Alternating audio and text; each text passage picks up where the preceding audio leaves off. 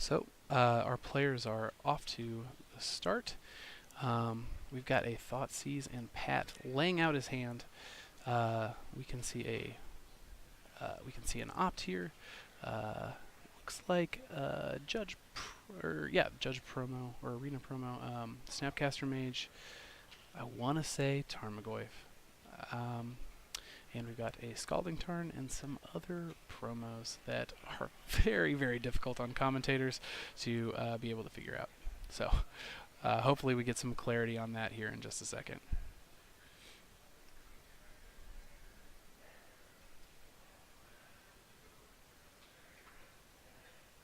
So I see that we've got some people hopping in on the chat. We got Brandon Spaghetti.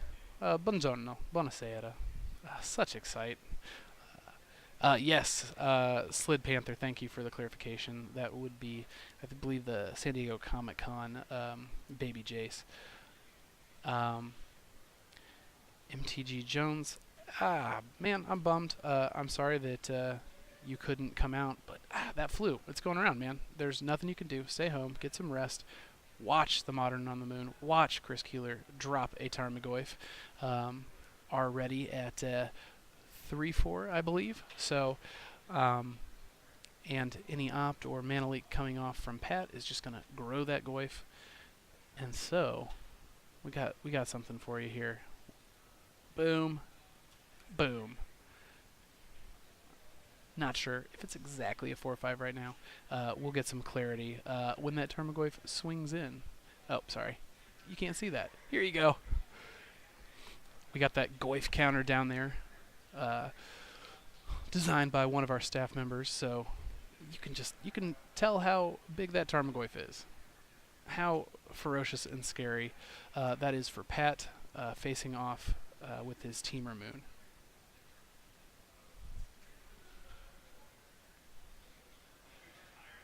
Hey, Real Colonel, it's good to see you back in the chat. As always, appreciating your presence. And you know, I'm bummed you missed it too, but that's okay. When the Star Wars movie comes out, you've got to go see it. So we'll check you out next week when we do Modern on the Moon again, as we do every Tuesday night here at Moonbase Market. We've got Pat ripping off a Serum Visions, looking for a land that just does not want to show up. I think he felt pretty good about how things were going with as many cantrips as he had in hand, but they have not been fruitful. Chris Keeler, feeling great. Got an unimpeded Tarmogoyf just hanging out, and rips the namesake card of his deck, the Traverse the Uvenwald, just very aggressively, just flings that plains onto the battlefield, making sure his mana is fixed. I don't know exactly what Abzan Spice this deck plays, but I would really, really love to see some Siege Rhinos. I just love it. Alright, so we are going to bump up our Tarmo counter. So we're looking at a Big Daddy of 5-6.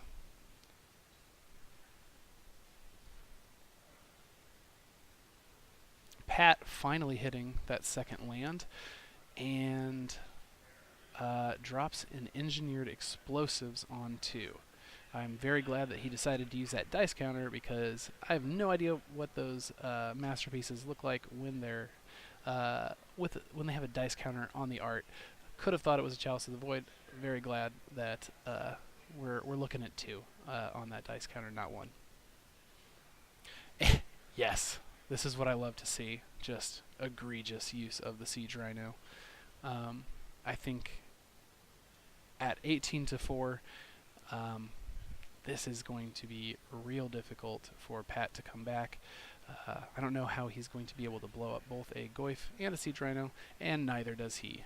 And pitches his hand into his lands, scoops it all up, and shuffles up, getting ready to go to Game 2.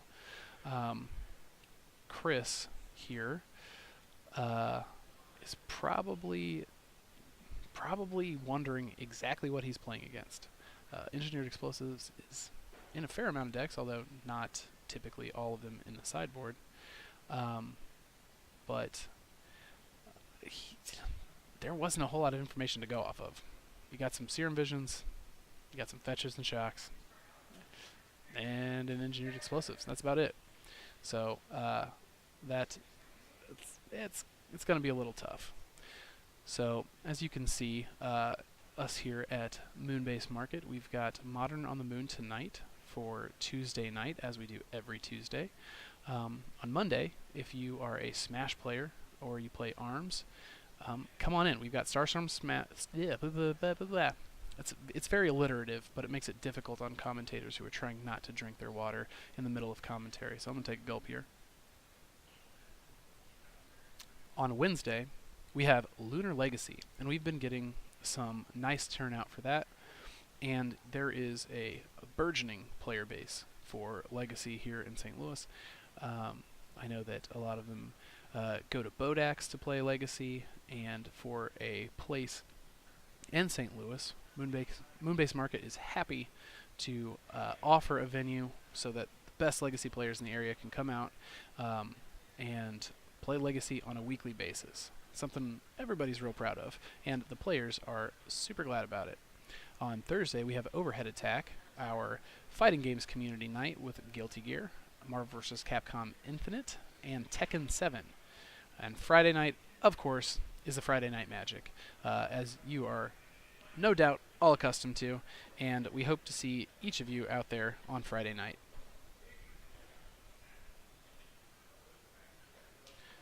This just in, breaking news. My manager, Iggy, is telling me that we just announced we'll be switching Legacy to Sunday, and so our Lunar Legacy will be on Sunday evening rather than Wednesday evening. So if you're a Legacy player and you felt that the Wednesday night time slot was a little bit too tough on you, a little bit prohibitive, you got some work, got to gear up for Thursday, fear not, we're going to be starting Lunar Legacy on Sunday night. Now, typically we've got our Gateway series, which is our rotating format of Magic the Gathering on Sunday. Those are our bigger tournaments that we'll play Modern, 40 people coming out here all battling for pretty big prizes. I believe that our next one, or the next large event like that we're running, is the best case scenario. And if you haven't guessed it yet from the title, best case scenario is a win a case event with booster boxes totaling 6 being paid out to I believe the top 4 placers in that event, which is real cool. So our guys here, Pat and Chris, shuffling up, getting ready to go into Game 2. Pat, I think, definitely hoping that he's going to be able to see more than one land over the first 3 turns of the game. Chris hoping that, no, he doesn't. That is a perfectly fine number for him to see. Personally, I would really like to see what this deck is capable of and how it plays out against Abzan. So, resetting our... oh, look at Pat. Switching them all over to 6s. All in the line. So, decks are shuffled up, and players are ready for their opening hands. We'll have Pat on the play here, and see if he likes this one a little bit more than he liked the last one.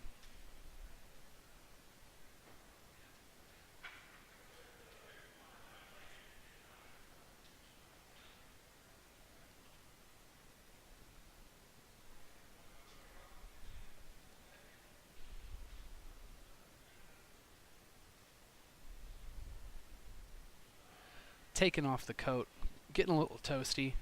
Got some fiery competition here at Moonbase Market on Tuesday. We got some real good players, as you saw in the last round, who come out to play Modern here. Tyler Marler's deck last round, that was Gideon Tribal Blue-White Control. That is that is fun to watch, not fun to play against.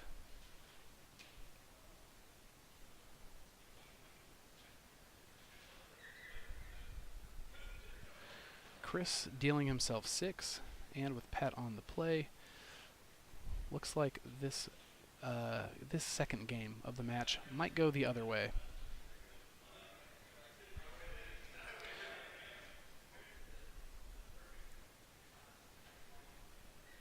We've got an Overgrown Tomb and an Inquisition coming out of Chris's hand. And what do we see? Oh, okay. We've got a Huntmaster of the Fells, a Mana Leak, a Goyf, a Masterpiece of some kind. Please, players. Yeah, I know that they're shiny and rare, but your local neighborhood commentator, you know what, maybe I just need to get my act together. Whatever it was good enough that Chris says, I don't think so. Pitch it to the graveyard.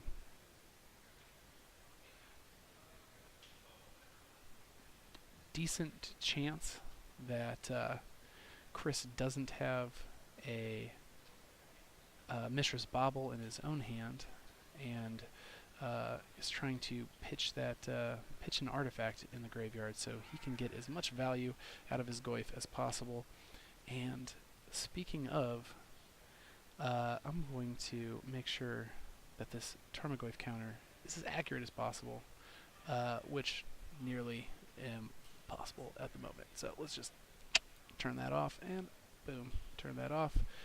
Goodbye, Mr. Goyf. Hopefully we'll see. Oh, never mind. Come back into the fold. Let's get that dice. Well, and it's gone.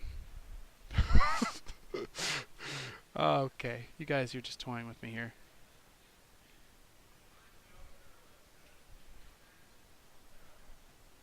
Okay, so it looks like that that Masterpiece was a Blood Moon, which does help the Goyf considerably. Not a whole lot of enchantments running around, especially in Chris's deck, I presume.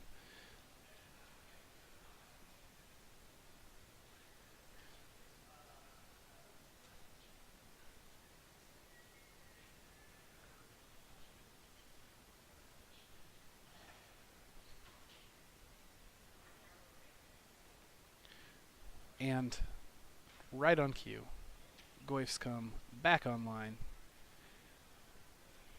and the dice starts turning as they count them up.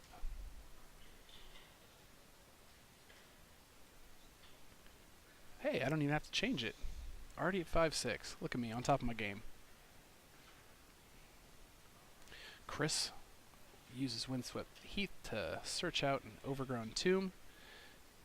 I'm really looking forward to possibly seeing a Siege Rhino off the top. I know that it doesn't do the most right here in this particular board state with a 5-6 Goyf staring it down. You know what? That one. Yeah, that's a lot better for Chris. Get that nasty Goyf off the screen. Bye, Goyf. Pew. And Pat is just having the worst day when it comes to his mana. I think he's got another Engineered Explosives in hand and waiting to see if the Siege Rhino comes out or if it's a Grim Flayer slash Tarmogoyf that's facing him down. Both of them going to have to pitch something. Let's see if Chris has a Lingering Souls to make his board state even more painful for Pat. Although they would be short for this world with that Engineered Explosives that just went to the graveyard.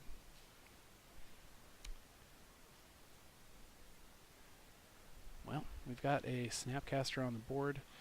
Looks like strictly for blocks there against the Grim Flayer.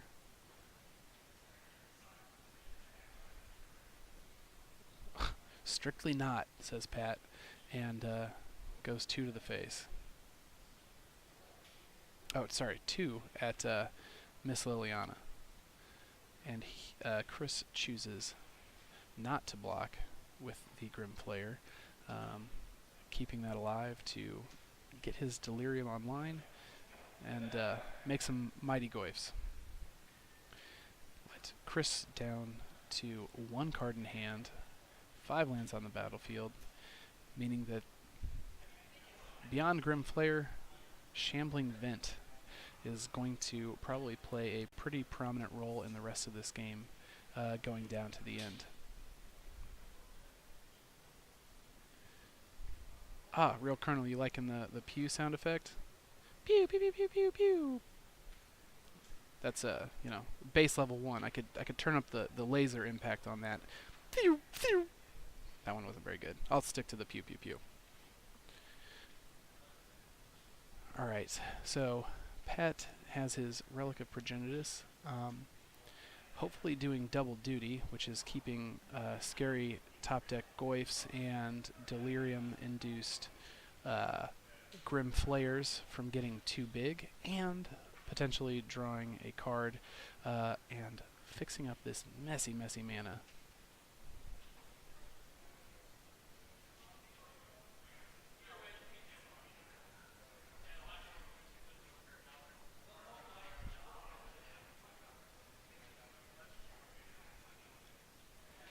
I think that he might have wanted to. Now I'm going to make this admission that both Chris and Pat are probably much better at their lines of play with these respective decks than I am.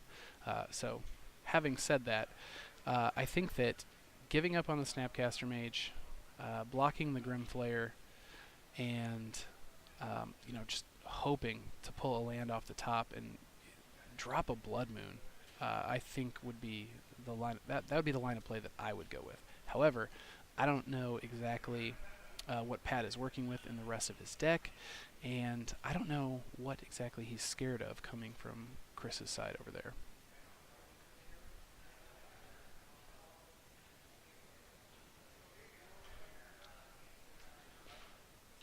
Ooh, Liliana, not fun to stare one of those down. Get a tick up.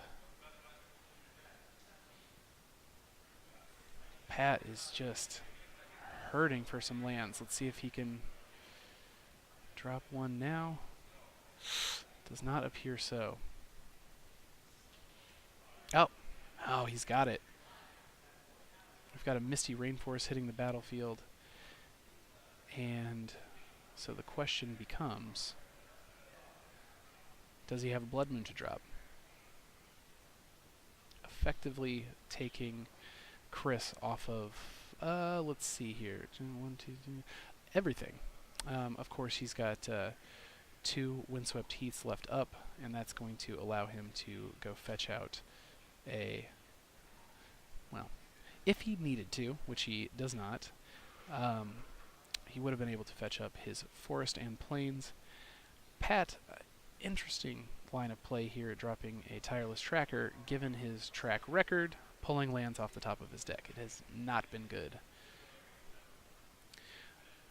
As one-sided as this land drawing match has gone thus far, it seems like at 13 to 15, it's not really well reflected in the life total, and this is very much anyone's game at this point. But something's going to need to be done about that Liliana before it gets real scary. If that emblem goes off, ouch.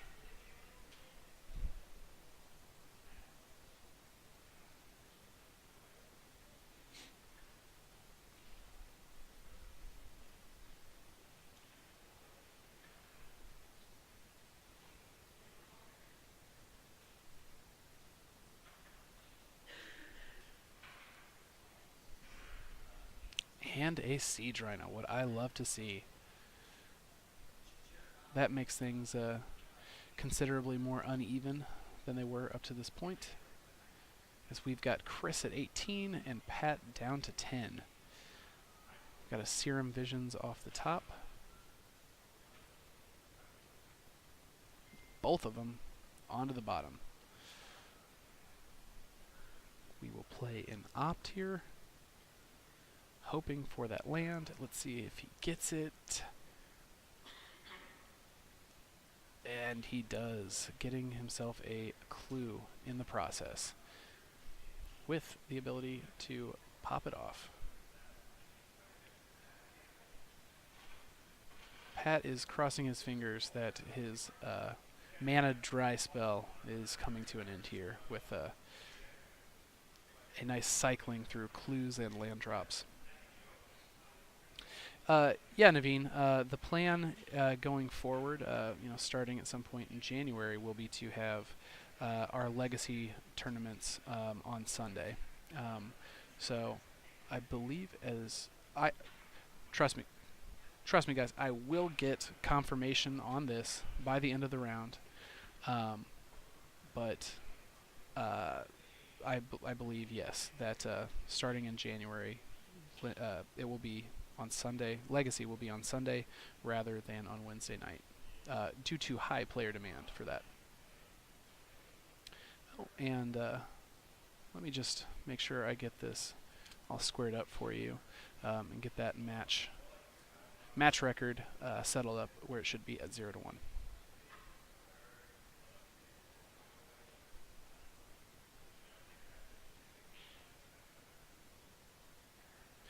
So we have a Skoos hitting the battlefield. And yeah, that Siege Rhino is not particularly fun to play against. Pat picking up his cards, asking himself what options does he have. The expression on his face says, not too many.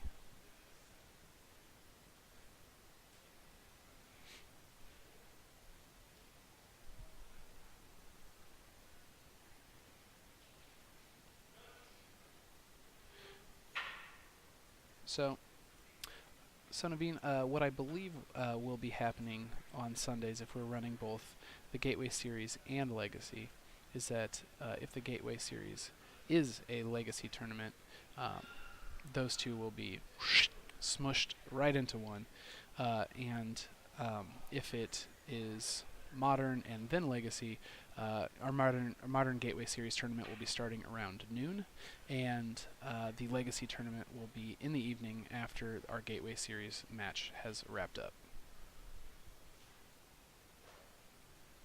And yeah, Naveen, so I believe we will be dropping the Wednesday night Legacy because it's too difficult for many of the players to make it out here on Wednesday night, and the majority of the feedback has suggested that Sunday night, kind of overwhelmingly works best for everybody. So Pat able to, at least for a little bit here, claw his way back with a Huntmaster of the Fells, getting a 2 life gain off of that, as well as a 2/2 wolf token. It's not going to stop a trampling Siege Rhino, but it will force Chris to trade the Skoos for his wolf. Or sorry, not trade. Will force the Skoos to activate its ability, and with no damage going through.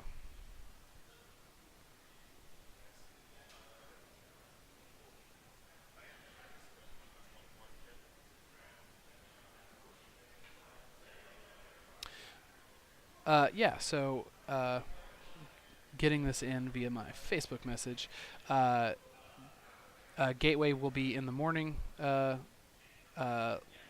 then Legacy, Gateway Series will be in the morning on Sunday, and Legacy will be every Sunday night starting at 7 p.m. And we'll get the transition screen on our stream here fixed later this evening for that, so as not to confuse anybody. The plan on Wednesday, I believe at the moment, is to have drafts. Let me get some word in from the team.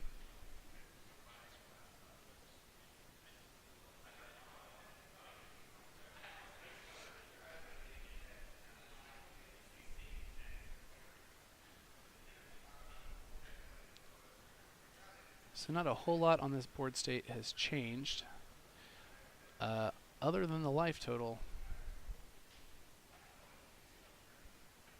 Pat has got a lot in his hand. Chris has very little. But unfortunately, Chris has 2 lethal damage presencia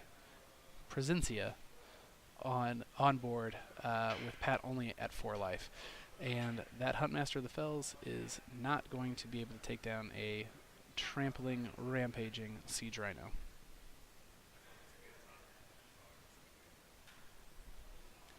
An engineered explosives on 2 would be able to take care of the scavenging ooze, but would leave Pat with nothing left to block the Siege Rhino except for the Huntmaster of the Fells, which would die, and Siege Rhino still there. So perhaps he's deliberating about whether that is the line of play he's going to have to take, hoping to draw into some Siege Rhino removal in a bit. Oh, nope. We see another Huntmaster of the Fells come off, and the power, toughness on the board, and life totals looking much better for Pat at this point in time.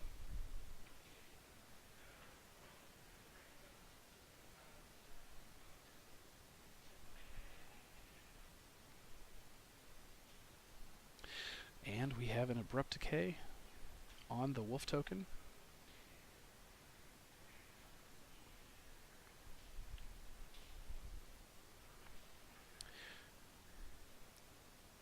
Chris playing off the top of his deck has got to feel like he just wants that next card to be the kill shot.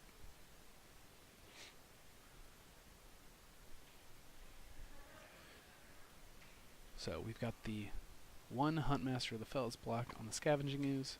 It's going to take Pat down to 2. Chris looking through his graveyard. What do we got here? Traverse the Uvenwald. And I think we're going to see a Siege Rhino for the game and for the match. Yep, and there it is. Pat extends his hand, congratulates Chris. The opportunity to do my favorite play in Magic. I mean, personally, I prefer to have an Ajani's Pridemate on the battlefield when I drop the Siege Rhino, but, you know, neither here nor there. Siege Rhino takes it down for the win, and Chris moves on to 2-0 and 2-0. Boop. Updated. Look at that. Well, congratulations to Chris. He is cruising on in with a 2-0 record going into round 3. We'll take a little break here, and then we'll come back, chat with you guys, and yeah, check in for round 3. See who we've got in that 2-0 spot. All right. See you in a bit.